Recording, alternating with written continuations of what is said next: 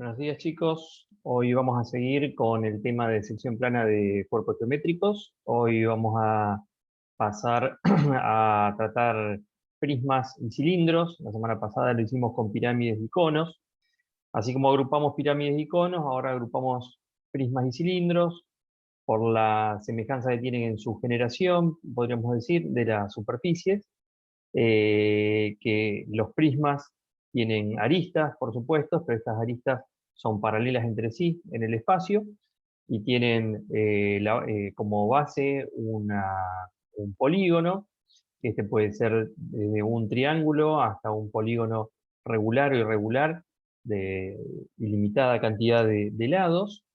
Eh, Cada vértice de la base está unido con el vértice de la otra base a través de una recta, que son estas aristas, paralelas todas entre sí. Desde el centro de gravedad de cada base parte y llega una recta que es el eje de la superficie prismática, y este eje también es paralelo a las aristas de esa superficie prismática. En paralelo a esto, con las superficies cilíndricas pasa algo similar, a excepción que en vez de hablar de aristas hablamos de generatrices, porque la forma de las bases van a ser figuras curvas. Generalmente vamos a estar trabajando con circunferencias, circunferencias como base o circunferencias como sección normal. Ya vimos en Sistema 1 el tema de la sección normal para lo que es resolver el desarrollo de una superficie cilíndrica oblicua. Entonces, bueno, si esa sección normal es circular o las bases son circulares y la sección normal es una elipse, de cualquier manera, entre las bases, eh, las dos bases están unidas por rectas que podríamos decir auxiliares, que son infinitas, que son esas generatrices, que unen una base con otra, y también se da la situación, como decía en el prisma, del centro de gravedad de una de las bases al centro de gravedad de la otra, hay una recta que es el eje de la superficie cilíndrica, que este eje es paralelo a todas las generatrices que generan esa superficie cilíndrica, que como directriz tienen el polígono de la base. Lo que vamos a ver hoy entonces es sección plana de estos cuerpos. Vamos a empezar, les voy a compartir entonces una presentación. Vamos a mover esto para acá arriba. Una presentación que habla de este, la intersección de rectas con superficies poliédricas para lo que necesitamos recurrir a lo que es la sección plana. Vamos a empezar con la intersección de una recta y después la sección de un plano. Fíjense, lo que tenemos acá es la intersección de una recta con un prisma. ¿Por qué vemos este caso, si vamos a hablar de sección plana? Porque fíjense, yo tengo la proyección horizontal y vertical de este prisma de base triangular, prisma oblicuo, y quiero encontrar la intersección de esta recta con el prisma. Primero lo que yo tengo que hacer es analizar lo que tengo representado acá, el ejercicio, para saber el trabajo que tengo que hacer para llegar al resultado. Entonces, si yo tengo una recta que va a intersecar al prisma, en realidad esta recta va a estar intersecando planos que son las caras del prisma. Entonces, nosotros sabemos que la intersección entre una recta y un plano arroja como resultado un punto. Sabemos que si esta recta va a atravesar el prisma, va a intersecar entonces a dos caras de este prisma. Por lo que el resultado final de la intersección de la recta con el prisma van a ser dos puntos de intersección. Uno lo vamos a denominar punto de entrada y el otro punto de salida de la recta con respecto al prisma. Entonces yo voy a trabajar ahora en función de conseguir esos dos puntos de intersección. Lo podemos hacer por método general, y el método general trabaja en el sistema primitivo B2H1, y lo que vamos a hacer es hacer pasar un plano proyectante auxiliar en coincidencia con una de las proyecciones de la recta. En este caso, a ver si empieza la animación, ahí está. En coincidencia con la proyección vertical de la recta R, se pasa el plano proyectante vertical alfa. Entonces ahora vamos a estar trabajando con la intersección de un plano proyectante con el prisma. Ese plano proyectante contiene la recta, entonces de toda la sección general que nos da ese plano alfa con las caras del prisma, vamos a poder ubicar los dos puntos que yo estoy buscando de entrada y salida de la recta con respecto al prisma. Entonces eso sí es una sección plana. Fíjense entonces que el plano secciona las caras y a partir de ahí empiezan a aparecer puntos. ¿Por qué? Porque yo voy a asimilar ahora el caso de intersección que tengo a intersección de rectas, pero ahora con planos proyectantes. Porque lo anterior era la recta R, que es una recta oblicua, interseca planos oblicuos, que son las caras del prisma. Al haber pasado yo este plano proyectante auxiliar, paso al caso de intersección de plano proyectante con recta, porque las intersecciones que yo voy a buscar van a ser las de este plano proyectante vertical con las distintas aristas del prisma, que en la proyección vertical, por supuesto, veo que los puntos de superposición de la proyección son efectivamente puntos de intersección en el espacio. Entonces, cuando yo veo que la arista A interseca el plano alfa, aparece el punto 1, que traslado después a la proyección horizontal, y entonces ese punto es un punto de intersección de ese plano general, ese plano ilimitado auxiliar, con la arista A del prisma. Si repito ese procedimiento con la arista B y con la arista C, aparecen el punto 2 y 3, que cuando los traslado a la proyección horizontal, aparecen en estas ubicaciones, por supuesto sobre las proyecciones de B y C. Y fíjense que si yo uno, el punto 1 con el 2 con el 3, defino este triángulo, que es la sección general que produce el plano alfa en esta superficie prismática de base triangular. Es un triángulo, no es igual a la base, porque fíjense que el plano alfa no es paralelo a los planos de la base, por eso que la forma es distinta. Pero de toda esta sección general, a mí lo que me interesa son los dos puntos de contacto de la recta R con los lados de ese triángulo. Entonces veo que hay un punto de contacto en el lado 1, 3, que es este que está acá, y otro punto de contacto en el lado 2, 3, que es este que está acá.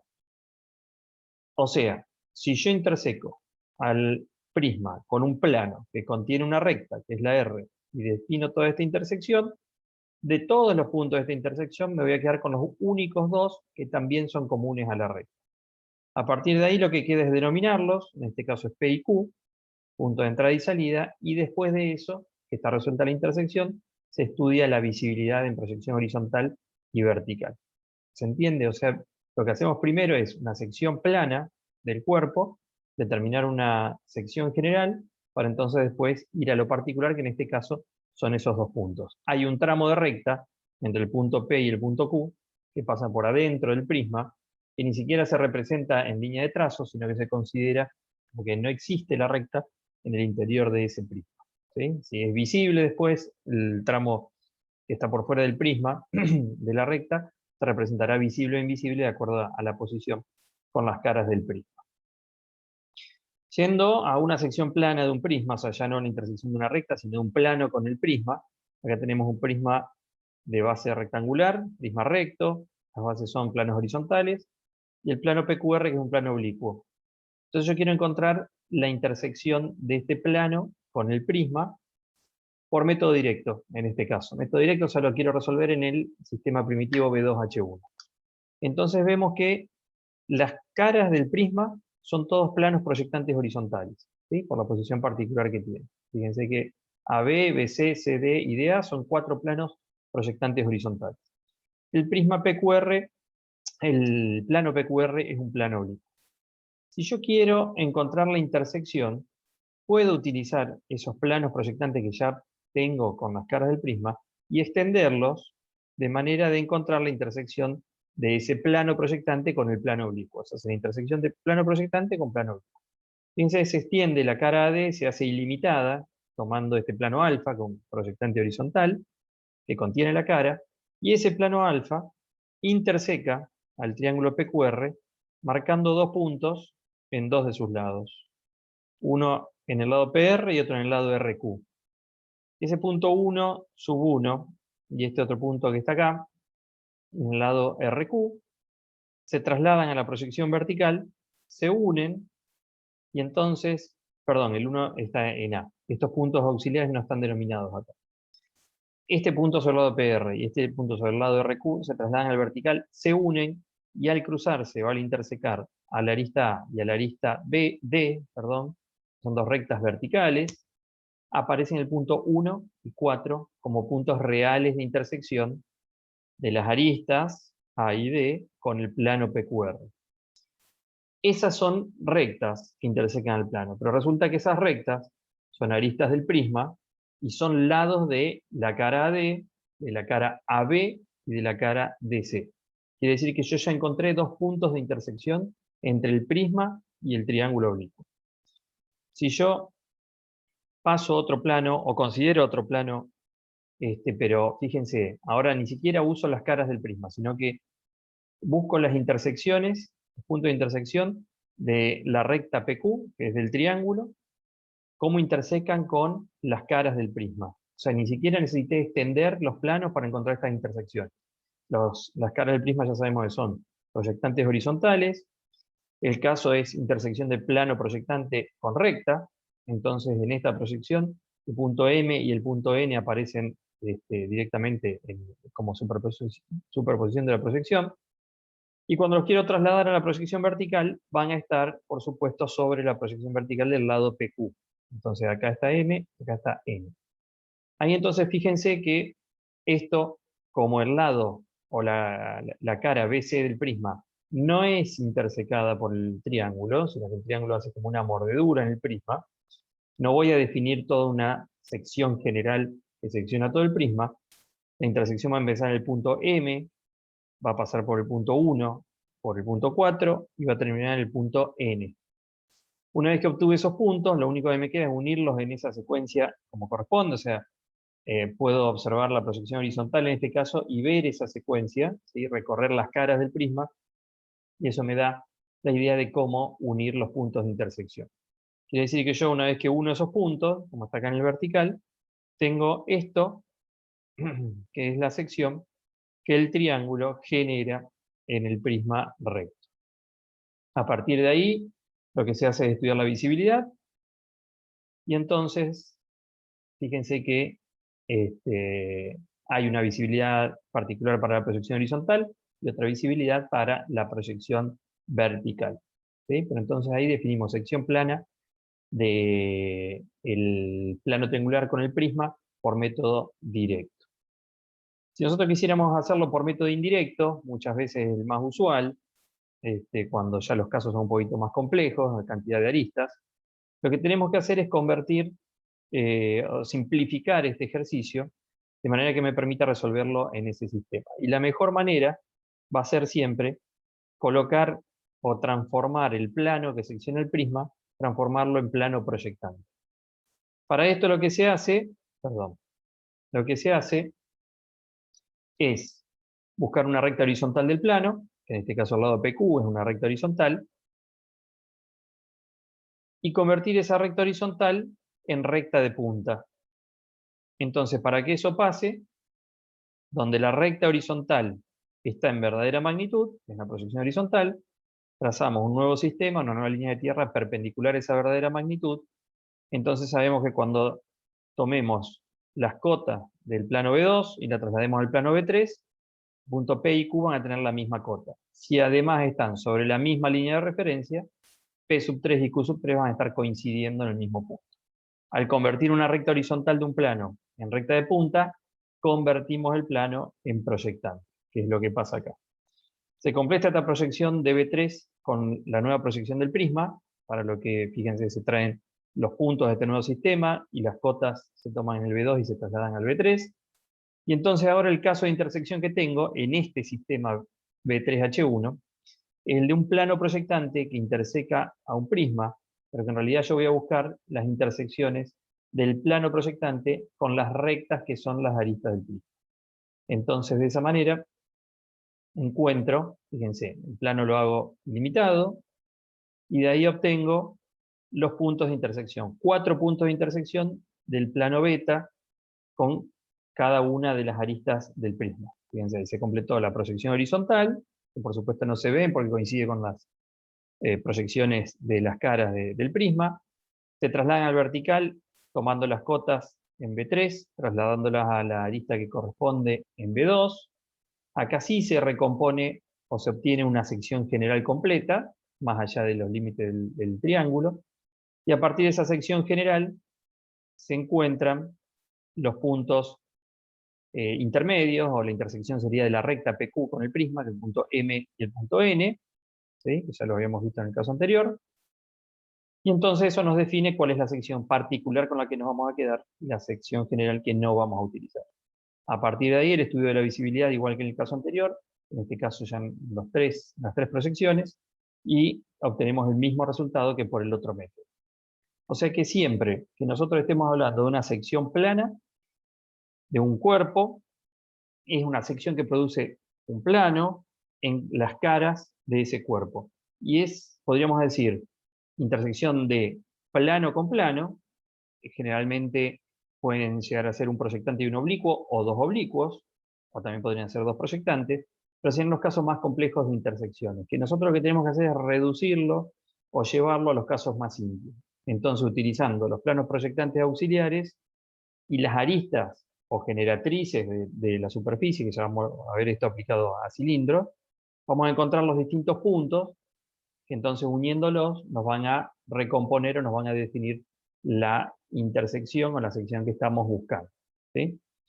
A modo de recuerdo, de repaso, el tema del desarrollo del prisma, cuando el prisma es recto, siempre para el desarrollo de un prisma hablamos de que tenemos que tener una sección normal.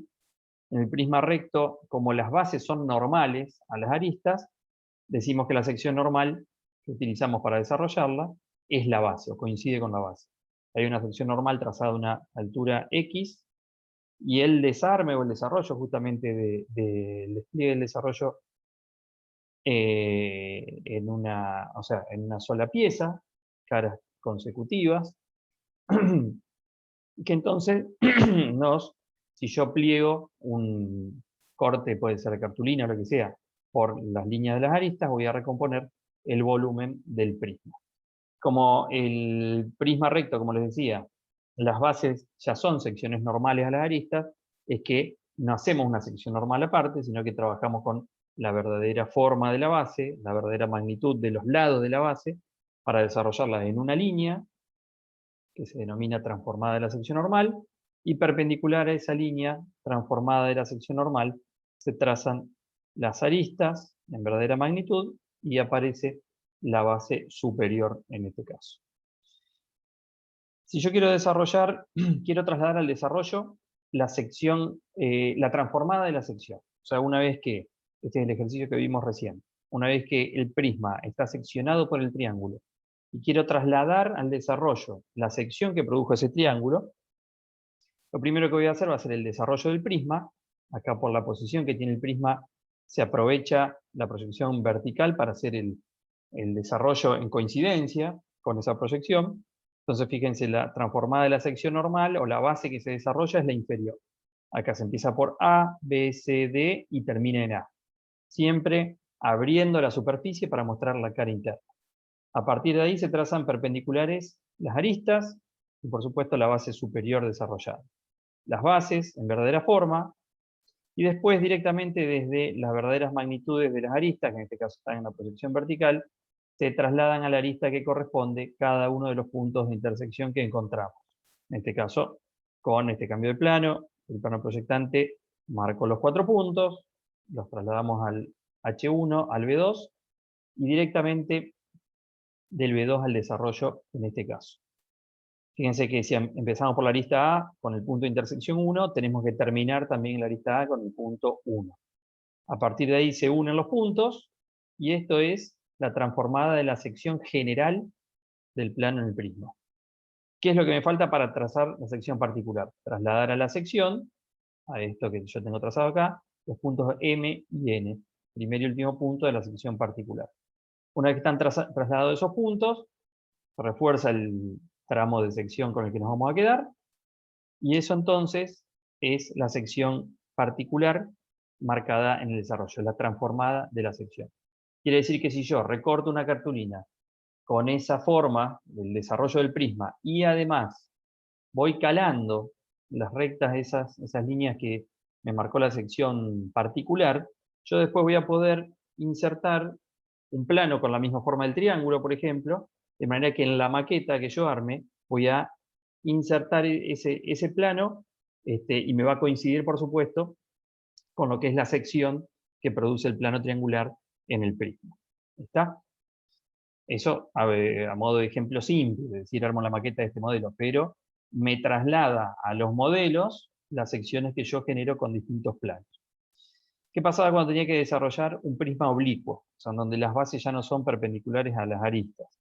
Sí tengo que trazar una sección normal. La sección normal la voy a poder trazar únicamente en donde las aristas estén proyectadas en verdadera magnitud. Hay veces que está en la proyección original y hay veces que hay que hacer un cambio de plano para conseguir esto. Pero cuando yo tengo las aristas en verdadera magnitud, se traza la sección normal, o sea, ese plano perpendicular, de manera de obtener después, o sea, buscar la verdadera forma de esa sección normal y poder armar el desarrollo. Yo tengo que desarrollar esta superficie prismática oblicua, esto es un repaso de lo que es desarrollo. En este caso el prisma de base triangular tiene todas las aristas en posición frontal, están en verdadera magnitud en el vertical, por lo tanto yo puedo trazar la sección normal en la proyección vertical de este sistema primitivo.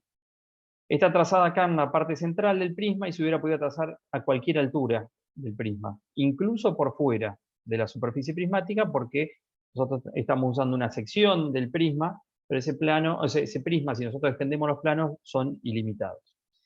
En este caso se eligió pasarla por ahí. Ese plano va a generar una sección en el prisma, un punto en cada una de las aristas, lo que nos va a marcar ese triángulo que es la sección normal del plano alfa en el prisma oblicuo. Lo que sigue es obtener la verdadera forma de esa sección normal para poder hacer la transformada de la sección normal, que es esta recta que viene acá. O sea, yo tengo este plano proyectante vertical acá, que es la sección normal, se trazó un nuevo plano horizontal paralelo a ese plano para obtener la verdadera forma de ese triángulo, que va a ser diferente a la forma de las bases. Fíjense que esta es la posición de la sección normal y las bases son horizontales, o sea, son distintas. Acá es generalmente el error que se comete en hacer desarrollo. Se desarrolla o se hace la transformada de la sección normal utilizando las medidas de la base y eso está mal, estas medidas son distintas. Entonces una vez que tengo la verdadera forma de la sección normal y una línea recta, la desarrollo, empezando por una arista, terminando por la misma, 1, 2, 3 y 1, y a partir de que desarrollé lo que hice la transformada de la sección normal, voy a la proyección donde está trazada esa sección y puedo medir hacia un lado y hacia el otro la verdadera magnitud de cada una de las aristas, de la A, la B, la C y la A de nuevo. Esto está tomado tanto hacia arriba, de acá hacia arriba, y tanto hacia abajo, de acá hacia abajo. La elección de qué hacia arriba y qué hacia abajo va a ser también que yo en el desarrollo esté mostrando la cara interna o la cara externa del modelo que estoy desarrollando. O sea, hay que prestar atención ahí para que lo que yo vea en la representación del desarrollo sea siempre la cara interna. Fíjense entonces que a diferencia del desarrollo de un prisma recto, el desarrollo del prisma oblicuo ya no es un rectángulo, sino que es una figura quebrada, que al plegarse, por supuesto, van a estar coincidiendo y van a estar recomponiendo el volumen de ese prisma oblicuo. Estudio la visibilidad, por supuesto, en cada una de las proyecciones y se obtiene entonces ese resultado. Vamos ahora a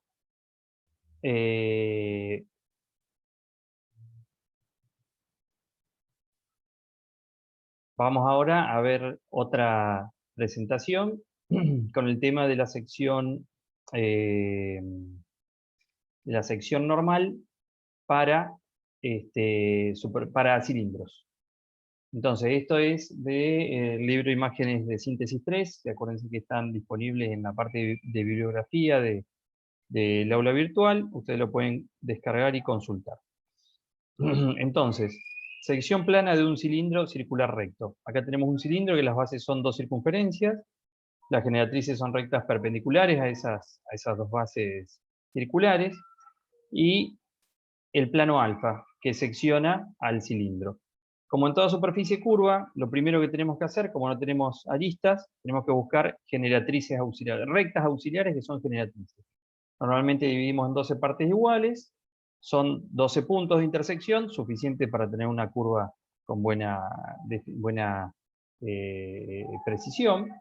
Entonces acá, como la curva o el cilindro me va a dar una sección simétrica, se trabajó con una parte nomás, un lado de la intersección, porque el otro me va a dar las mismas medidas, lo puedo repetir entonces del otro lado. Yo tengo entonces el cilindro dividido en 12 partes iguales, son rectas verticales que están acá en proyección, o sea, trazadas como rectas auxiliares, y el plano. Entonces yo voy a tener 12 veces el caso de intersección de recta de un plano proyectante. Esos puntos aparecen acá, en la proyección vertical, y en la proyección horizontal, por supuesto, van a estar en coincidencia con el contorno aparente del cilindro. Ahora, si yo quiero ver cómo es la sección que produce este plano en el cilindro, acá se hizo esta vista lateral, o un cambio de plano, un nuevo horizontal, podríamos decir. Entonces se trasladaron las generatrices a esa proyección y se pasó cada punto a la generatriz que corresponde, con la cota que corresponde, y entonces ahí sí ya tengo una percepción de lo que es la sección, si bien no es la verdadera forma. Esta elipse, en esa proyección o vista lateral izquierda, la sección que produce el plano alfa en el cilindro. Lo que sigue acá es obtener la verdadera forma de esa sección, que no va a ser circular, pero tampoco esta elipse que está acá, por un método de giro. En uno de los extremos o en un punto determinado del plano alfa, se introdujo un eje de punta para girar este plano hasta colocarlo en posición horizontal, ¿sí? Entonces se giraron los 12 puntos de intersección que se obtuvieron con el plano alfa en el cilindro, y con los apartamientos de cada punto se fueron ubicando las nuevas posiciones de la proyección horizontal de los puntos girados. Esta entonces sí es la verdadera forma de la elipse, sección que produce el plano alfa en el cilindro recto. Similar a lo que es un prisma, pero acá por supuesto los puntos los tenemos que unir con el curvilíneo. Si tenemos este caso de sección plana, que va a ser el método indirecto, el otro fue el método directo, la particularidad es que el plano es oblicuo, y en la misma forma que en el caso de los prismas, lo que tenemos que hacer es convertir el plano en proyectante, ¿sí?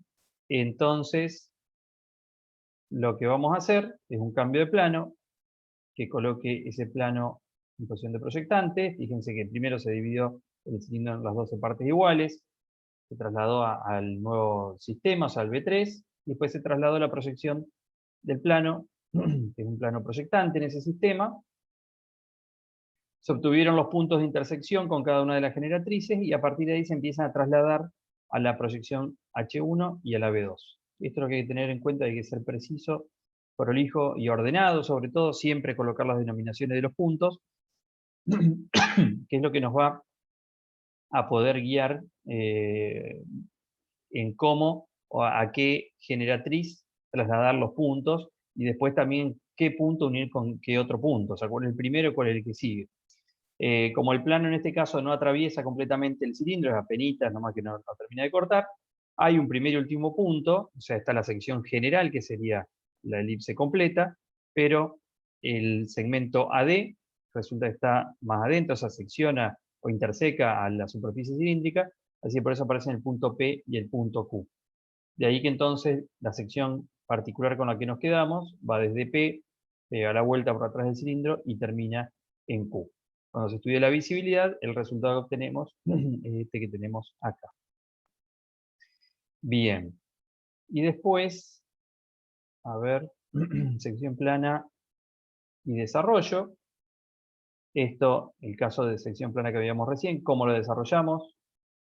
La transformada de la sección normal, que vuelve a ser la base, en este caso como en el prisma, porque la base es perpendicular al eje, o sea, no hay que hacer sección normal, podemos usar la base. Está desarrollada sobre una línea recta, a partir del punto A, y pasando por todas las generatrices, volviendo hasta el punto A, perpendicular a esa recta, se trazan las generatrices, y aparece también la base superior.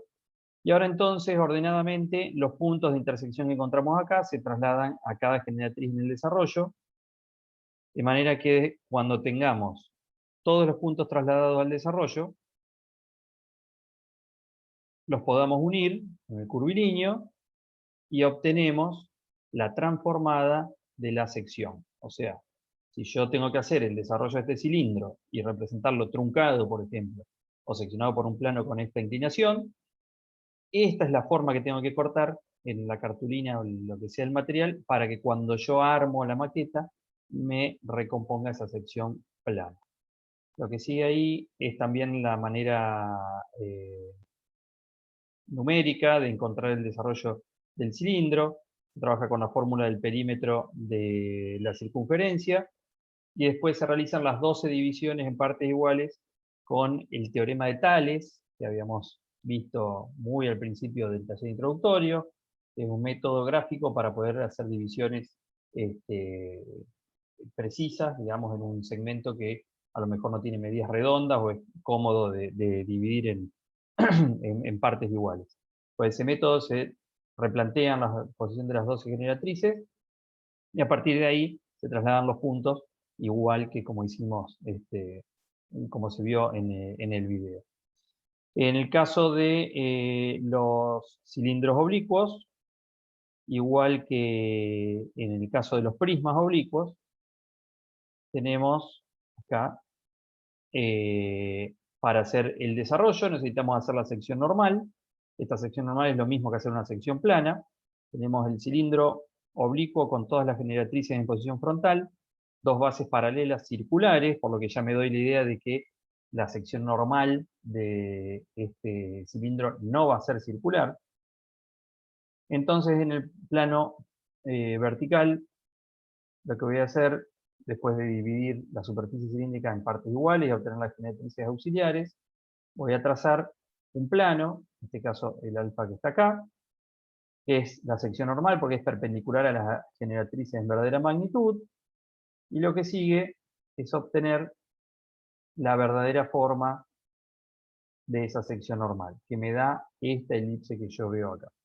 Fíjense, primero acá se unieron los puntos en el plano horizontal como para ver la sección normal en esa proyección. No nos resuelve nada, esto nada más vemos cómo es la incidencia de la sección normal en la proyección, pero sí nos ubica los puntos, ¿sí?, en esa proyección para después, en el plano H3, con este medio abatimiento que se hizo acá, poder obtener los apartamientos de los puntos. En este caso se trasladó al cambio de plano el eje de la elipse, que está acá. Entonces a partir de ahí se tomó distancia hacia un lado del eje y hacia el otro, porque esta elipse es simétrica. Entonces por eso, desde el eje hacia un lado y hacia el otro se repiten las medidas. Cuando se termina de pasar esas medidas se unen con curvilíneo y obtengo la verdadera forma de la sección normal de este cilindro oblicuo, ¿sí? Lo que sigue para hacer el desarrollo es, con estas medidas, estas distancias entre generatrices que tengo acá, que fíjense que son todas distintas, es simétrico, por eso después se repiten, pero esta es distinta a esta y es distinta a esta otra, se ubica en la transformada de la sección normal y perpendicular a esa sección normal se trazan las generatrices, que tomando desde el B2, donde las generatrices están en verdadera magnitud, hacia un lado y hacia el otro, voy trasladando esas medidas y obtengo como resultado esta figura, ¿sí?, que si yo recortara una cartulina y armara, uniera esta generatriz con esta, obtendría la maqueta de este cilindro oblicuo, ¿sí? Y en este caso, como la sección que nosotros trazamos es la normal, esa sección que produce este plano está en coincidencia con esta línea recta en el desarrollo. Particularidad de lo que es la sección normal. Por supuesto, se estudia la visibilidad, ¿sí?, y se sombrea lo visible y se deja en línea de trazo lo invisible, como hacemos siempre con los casos de visibilidad. Bien, eso sería entonces el tema de sección plana para prismas rectos y oblicuos y para cilindros rectos y oblicuos.